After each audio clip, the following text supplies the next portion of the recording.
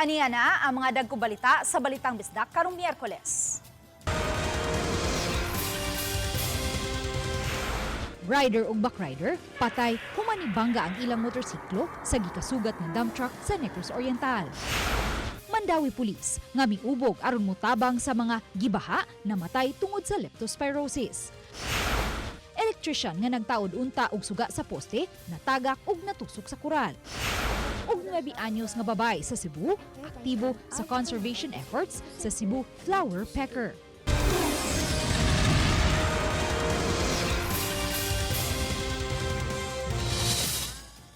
Maayong hapon, ako si Luan Merondina.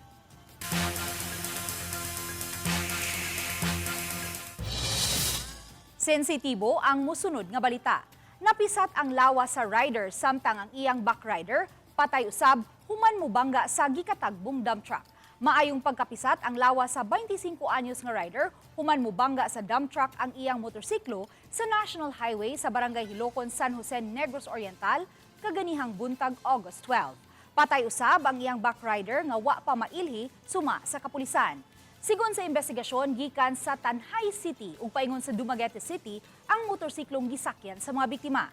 Pag-abot sa likuong bahin sa National Highway, misuway pag-overtake ang rider sa laing motorsiklo ug dinhi mibangga sa gikasugat nga dump truck. Tungod sa kakusog sa impact, napasok sa ilawom ang motorsiklo, apil na ang rider kinsa nalatayan sa ligid sa luyo sa dump truck. Samtang ang backrider nalabay sa kalsada. Dali silang gida sa hospital apan parehong gideklarar nga dead on arrival. Sa CCTV footage, makita nga kusog ang dagan sa motorsiklo sa wa pa mobangga sa gikasugat nga dump truck. Mitahan ang 26 anyos nga driver sa dump truck sa kapulisan. So as a result of the collision, Party B, the driver and his backrider sustained serious physical injuries and were observed na wala na sila kinabuhi. Namatay tungod sa severe leptospirosis ang usa ka pulis nga na-assign sa Mandawi City. Subay niini ang City Council mipasidungog sa iyang serbisyo sa katawhan. Ang report ni Nico Sereno. Naka-half-mast ang Philippine flag sa Mandawi City Police Office pahasubo sa kamatayon sa usa sa ilang mga sakop. Ang pulis nga may ranggong patrolman o PO1 sakop sa City Mobile Force Company. Na-admit ni atong Sabado sa hapon, Agosto 8, apan kadlawon sa sunod adlaw ni panaw kini. Ang gikamatyan niya, Weil's disease o severe life-threatening leptospirosis. Sa post sa iyang ginsakpan nga unit, mipadangat sila og pahasubo sa kauban. Sa nakuha namong impormasyon, na-assign ang pulis sa usa sa gibahaang barangay sa syudad. Gitaguan una sa GMA Regional TV ang identity niya, labi na nga wa pa sa butubag sa among komunikasyon kanila ang pamilya sa namatay. Gidala na ang iyang patayng lawas sa iyang hometown sa Dagami, Leyte. Samtang gikuhaan unta namo og statement ang opisyal sa MCPO apan wala una mo issue og pamahayag. Sa sesyon sa City Council ni atong Lunes, mipadangat sila og simpatya og pahasubo sa pamilya sa namatay nga pulis. Giduso kini nila ni Konsehal Jen Delmar og Anjong Ikalina ang maong resolusyon nga giaprubahan sa konseho. Gidayeg ang panerbisyo ug dedikasyon sa trabaho sa namatayng patrolman. Uban ni Godfrey Relien, Nico Sereno, Balitang Bisdak. Sa pagbisita kagahapon ni Public Works Secretary Vince Dizon sa Subo, nga mi-inspeksyon sa mga flood control projects, dunay giduso ang Mandawi nga mga priority areas nga buot nilang matutukan o mapapaspasan ang pagtrabaho. Ang detalye ni Nico Sereno. Usa ang Mandawi City sa gibisita ni DPWH Secretary Vince Dizon sa subling pagduaw sa Sugbo. Gitan-aw nila ang flood control project nga gihimo sa may barangay Banilad nga taod-taod nang naproblema sa baha ang maong parte sa Dan AS Fortuna. Lakip sa gisusi ang likod nga bahin niini sa may sitio Orel nga parte sa gipalambo nga drainage paingon sa creek. So August 1, abdoy na itong floodgate yun nga nasa Rolling Hills or Chickings property. So makaagi na ginang tubig ikan sa AS Fortuna Highway. Ato naman ako sa Orel Creek. Yeah. Ang Orel Creek muna yung taghan na trabaho nun pa ongoing sa DPWH na magawa sa Mahiga. Moto'y tiwasunon sa DPWH, Manaang City. Gawas sa maong lugar, dugang mga areas ang giduso sa syudad nga patutukan sab sa DPWH aron masulbad ang problema sa baha. Naglakip niini ang laing parte sa daan AS Fortuna, sa may Mahiga Bridge nga boundary sa Cebu City ug Mandaue ug sa daan AC Cortez duol sa utlanan sa First Bridge. Tutukan Manay nini. priority, manay gihangyo ni Mayor na katong sa ako nagingon, Manaang sa city nga part of pag-abli diha. Funding para sa katong cut-off channel, funding po diri sa AC Cortez katong detention pond. Nico Sireno, Balitang Bisdak.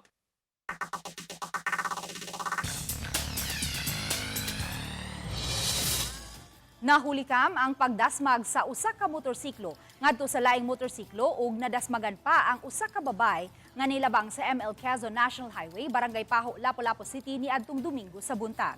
Sa CCTV footage nga kuha sa usa ka massage and spa nga iya ni Fritzin Veronas Parigos, makita kining usa ka 29 anyos nga babay nga nilabang sa karsada. Nakaabot na unta ang babay sa Center Island apan naabtan pa siya sa usa ka naghaguros nga motorsiklo nga una na usab nga nakadasmag og laing motorcycle rider. Sa investigasyon sa Traffic Enforcement Unit sa Lapu-Lapu City Police, nasayran nga samtang nagsubay sa inner lane ang usa ka motorsiklo, kalit lang nga mi-overtake ang usa ka motorcycle rider nga kusog ang dagan. Una niyang naigo ang gi-overtaken nga motorsiklo ug nadasmagan usab niya ang babay nga nilabang sa karsada. Tungod sa impact, parehong nangatumba ang duha ka mga motorsiklo ug nahiagom ug mga samad ug pangos-pangos ang duha ka mga rider, lakip na ang ilang mga angkas ug ang babay nga nilabang sa kalsada. Hinon matod ni Police Major Jerome Villegas, hepe sa Traffic Enforcement Unit, nga luwas ra sa makuyaw nga kahimtang ang mga biktima.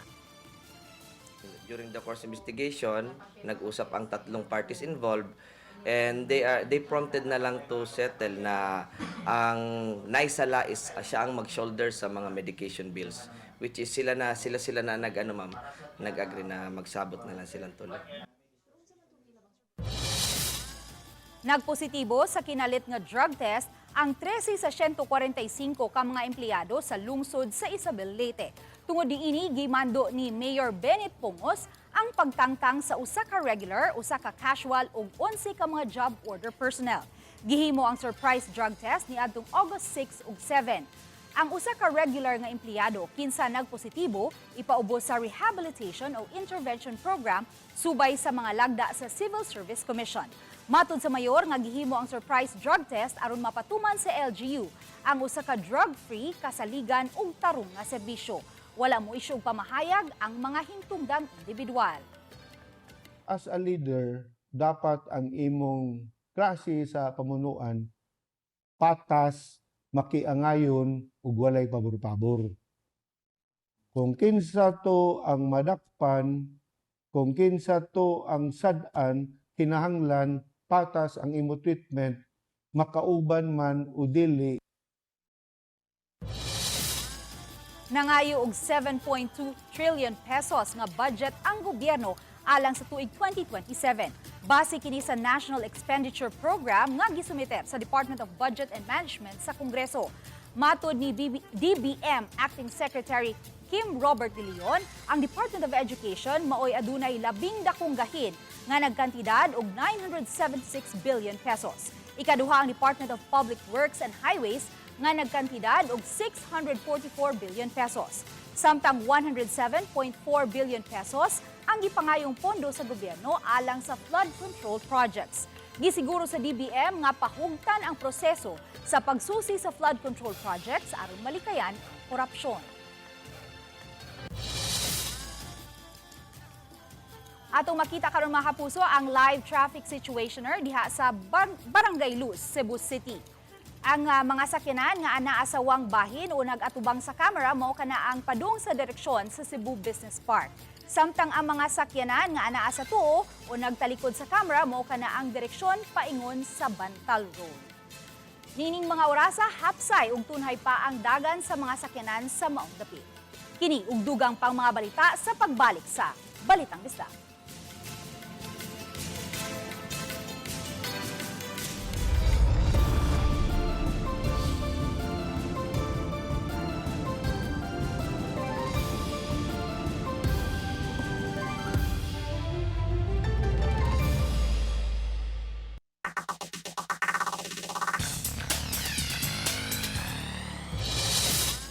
Gidaro sa usa ka TPUJ ang mga motor nga naghunong sa usa ka intersection sa downtown area sa Dakbayan sa Subo.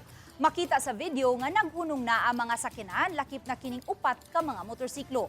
Apan ang nagsunod nga PUJ midayon lang sa pagpadagan hinungdan nga nabanggaan niini ang mga gisundan nga motor.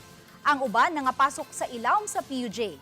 Maayo gani kay wa ra maigo ang tiil sa usa ka driver kay iyang nalikay sa ligid. Dali usab nga nakaresponde ang ubang mga tao nga anaa sa dapit. Nahitabo kini pasado alas 3 sa hapon ni adtong August 11 sa Colon area sa Cebu City. Sa investigasyon sa Traffic Enforcement Unit, gingong sa driver nga wala mo gana ang iyang brake. Hinungdan nga ni diretso kini sa pagdagan. Wala magrabihi ang mga nabanggaan ug nagkaseto ra sila sa driver sa PUJ. Apan girekomendar gihapon sa TEU nga pahamtangan og tukmang silot ang driver. Mag-amping ta sa to ang pag-drive. Kung ugali makatulog ta or kung nakainom gani mas mayo man gyud na dili lang gyud mo drive kung labaw na ako nakainom. Kung katulugon man gani dili lang gyud mo pa rin og drive kundi mo pahuway sa kadali no atong ipatigbabaw ang safety. Nakatigom og 20,000 pesos ang usa ka batang babae alang sa iyang tinguha nga mapanalipdan ang critically endangered Cebu flower pecker. Ila-ilahon nato ang 9 anyos nga giilang conservation champion sa wild protection pinaagi sa report ni Alan Domingo.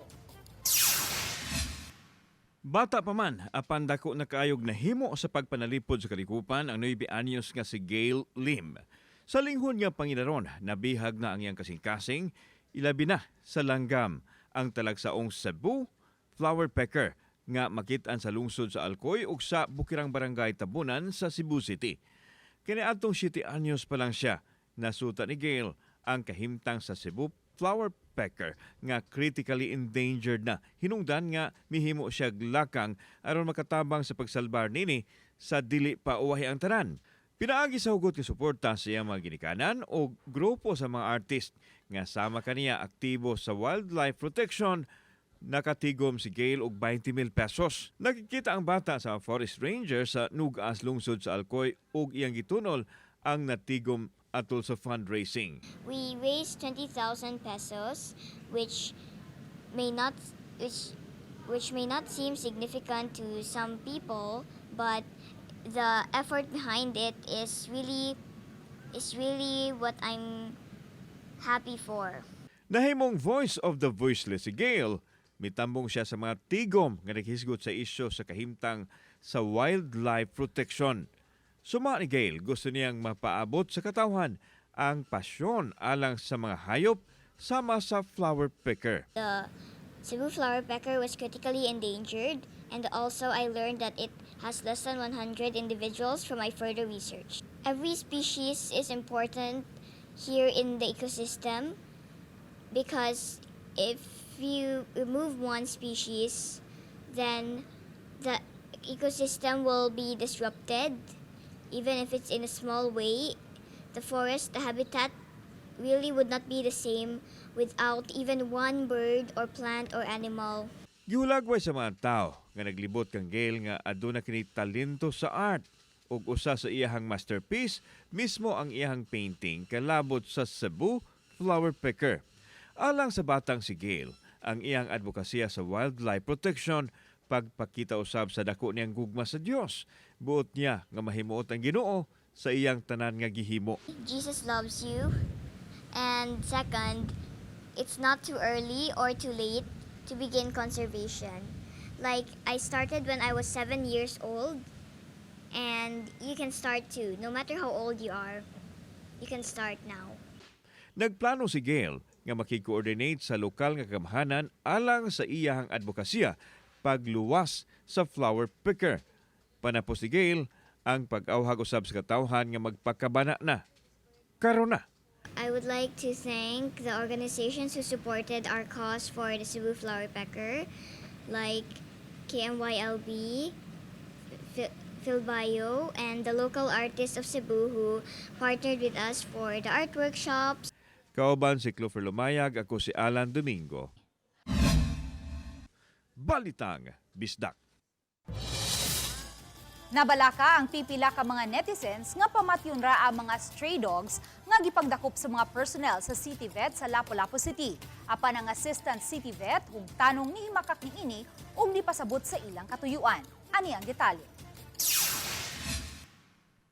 Nanawagan sa atensyon sa city government ang usa ka netizen nga nagpost og hulagway sa duha ka mga personnel sa Lapu-Lapu City Pound nga anaa sa Newtown ni adtong July 29. Nakapangutana siya kung nganong gipangdakop ang mga iro sa lapit nga unta friendly raman ang maong mga iro. Matud niya, pamatyon ra ang mga iro nga madakpan sa City Pound. Ang maong post ni ani og libuan ka mga reactions ug gatusan ka mga comments ug shares. Nasakitan si Dr. John Carlos Sumagang, Assistant City Vet, sa naasoing post nga matud niya degrading ug way basihan.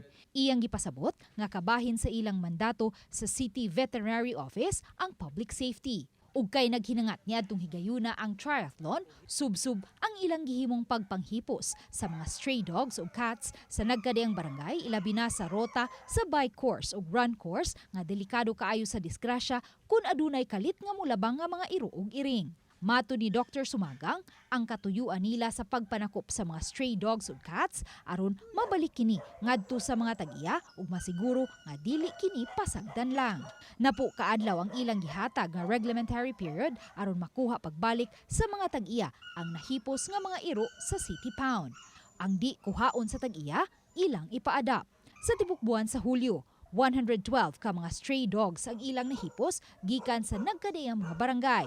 Apan kay may pipila ni ini nga gi-claim na sa ilang mga tag-iya, samtang aduna usay uban nga gipang-adapt na, karon 103 na lang ka mga stray dogs o cats ang nahabilin sa ilang facility. Among katuyuan niya na nganong amo na silang gipangkuha sa kadalanan para sa public safety, then ma-exercise sa owner ang ilang responsibilidad isip responsible pet owner. Hugtanong gihimakak ni Dr. Sumagang nga pangdakpo nila ang mga iro aron pamatyon. Gani gipakita niya sa GMA News Team ang sitwasyon sa mga nahipos nilang iro sulod sa ilang facility. Gawas nga regular nila kining giatiman sama sa paggaligo ug pagpakaon, gisiguro gayud nilang mabakunahan kini. Gipakita usab ni Dr. Sumagang ang resulta sa pipila ka mga test sa mga iro sa Barangay Mactan, Basak ug Kanhulaw nga nagpositibo sa rabies virus. As professional judgment sa veterinarian, diha na mosulod kung kaso aduna siya oy mga simptomas nga nag-show siya signs sa rabies kana ubos sa balao 9482 pwede na mo siya euthanize. Kay dili na magjo siya ma-cure. Uban ni Godfrey Rilien, Luan Narondina, Balitang Basta. Nadangat sa tambalanan ang usa ka electrician sa Barangay Pahak, Lapu-Lapu City human matusok ang iyang tuong paa sa kural sa usa ka panimay sa sitio Cabaloy pasado alas 11 kaganihang buntag. Ani ang detalye. Gitabang sa mga personnel sa Lapu-Lapu City DRRMO kining 38 anyos nga electrician sa Barangay Pahak, kansang tuong paa natusok sa kural sa usa sa mga panimay sa sitio Cabaloy.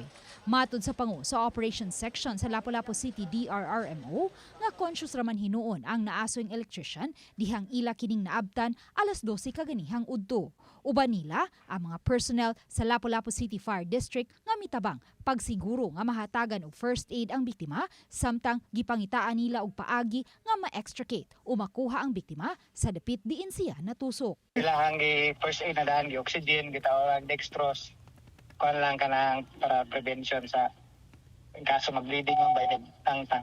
Kay nakalapos gyud sa iyang paa ang nakatusok nga parte sa kural, gigamitan nila kini og hydraulic cutter aron maputol o gidali dayon nila pagda ang naasoing electrician sa usa ka pribadong hospital. Matud ni Pahak Barangay Captain Bonifacio Umpa Jr., nagtaod og suga sa usa sa mga poste sa sitio Cabaloy ang naasoing electrician, subay usab sa hangyo sa mga residente nga pasugan ang ngit-ngit nga dapit. Uban sa naasoing electrician ang usa sa ilang mga konsehal nga bayaw ra usab niini. Ug samtang didto siya sa ibabaw, gikatahong naligas kini og nahog. Wakit siya napurintihan, ma'am. Natagak mo dili ingon taas yung kayo. Oo. Secondary post lang ba? Nya sa Miko niya natagak siya diri na sa may gate sa kanang balay. But Di sa gate sa balay niya, naay ka na bitong hait-hait, natusok siya.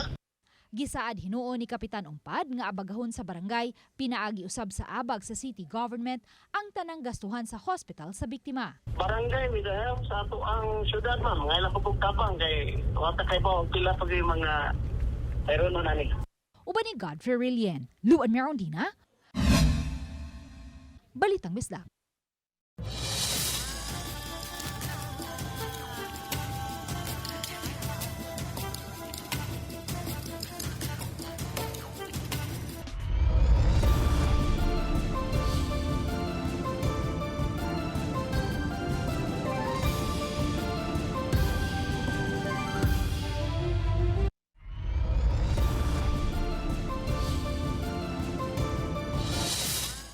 may bisita sa Sugbo ang Chief of Staff sa Armed Forces of the Philippines nga si General Antonio Nafarrete. Siya ang nag-preside sa turnover of command sa bagong liderato sa Visayas Command of Viscom nga si Major General Peter Borgonio.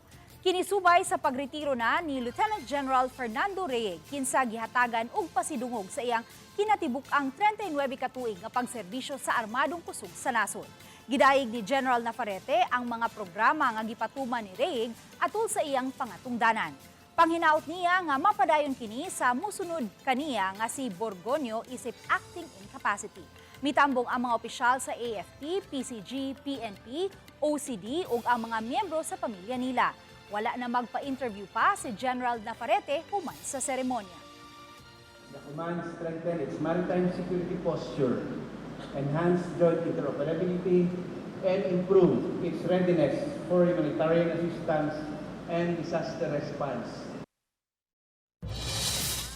Nasakmit pinaagi sa Joint Enforcement Operation sa Cebu City Bantay Dagat Commission, BFAR, DVMF, PCG ug PNP Maritime Police ang 16 ka mga kahon sa isda nga gituo ang nakuha pinaagi sa dynamite fishing sa kadagatan sa Cebu City. Gipaubos sa inventory o gi-account sa joint team ang mga nasakmit nga mga isda o gi-turn over ang mga ebidensya ngadto sa PNP Maritime Police. Padayong gipalig-on sa Cebu City Government ang kampanya batok sa iligal ug makadaot nga pagpangisda aron mapreserbar ang coastal waters ug mapanalipdan ang panginabuhian sa mga mangingisda. Gididaan ang publiko nga mulangoy ug magpahigayon og recreational water activities sa left wing sa Bituon Public Beach sa Anda, Bohol.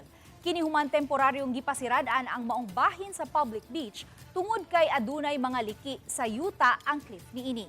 Epektibo kini sugod kagahapon August 11. Pinasikad sa kamanduan sa Municipal Government of Anda ug sa Barangay LGU. Mahimo hinuong makaligo og dagat ug makabuhat og mga recreational water activities sa right wing sa maong beach kay luwas ra ang maong dapit.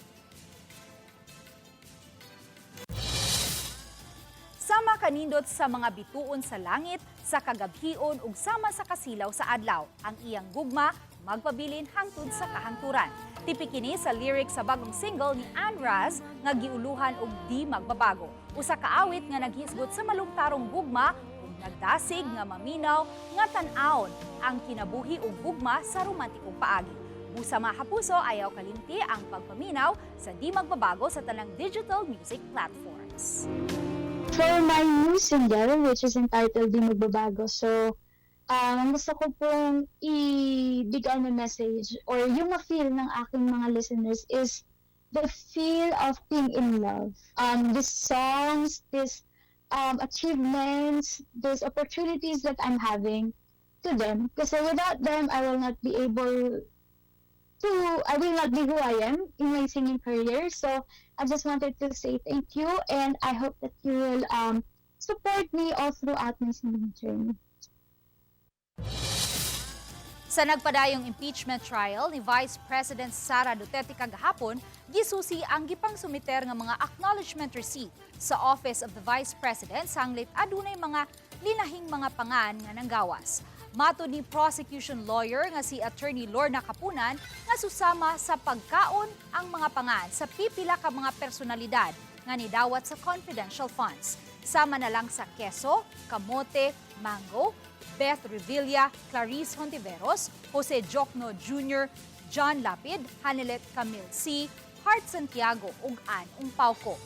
Ni witness ug balik si Sailene May Del Campo sa COA Intelligence and Confidential Funds Audit Office. Gipasabot sa COA nga unta angayang gamiton ang confidential funds sa mga kalihukan sa OVP sama sa Christmas activities, medical missions ug tree planting. Nahitabo ang mga aktibidad sa wala pa makuha sa OVP ang pondo.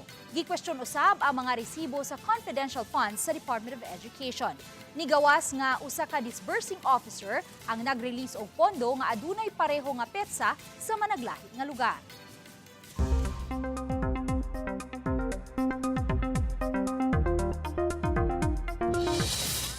Mga kapuso, padayong masinati ang pag-uwan-uwan sa ubang mga lugar sa nasod. Tungod gihapon kini sa habagat nga nagpasulabi sa kasadpang bahin sa nasod nga mohatod sa madag-umon nga mga panahon ug pag-uwan-uwan. Posible gihapong uwanon ang ubang lugar sa nasod tungod sa localized thunderstorms. Subay sa rainfall forecast sa Metro Weather, adunay kahigayunan nga masinati ang pag-uwan-uwan sa Samar ug Leyte provinces. Panahon sa kagabhion. Ubos hinuon ang kahigayunan nga uwanon ang Central Visayas. Apan adunay tsansa usab nga uwanon ang ubang lugar sa nasod.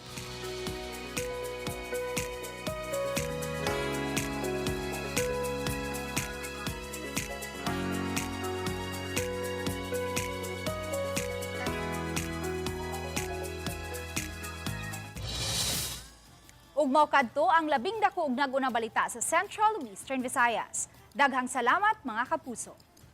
Ako si Luan Merondina. Kami ang GMA Regional TV Balitang Bisdak, way gidapigan, way giprotektahan. Kaniadto pa hangtod karon, serbisyong tinud-anay. Maayong hapon mga kapuso.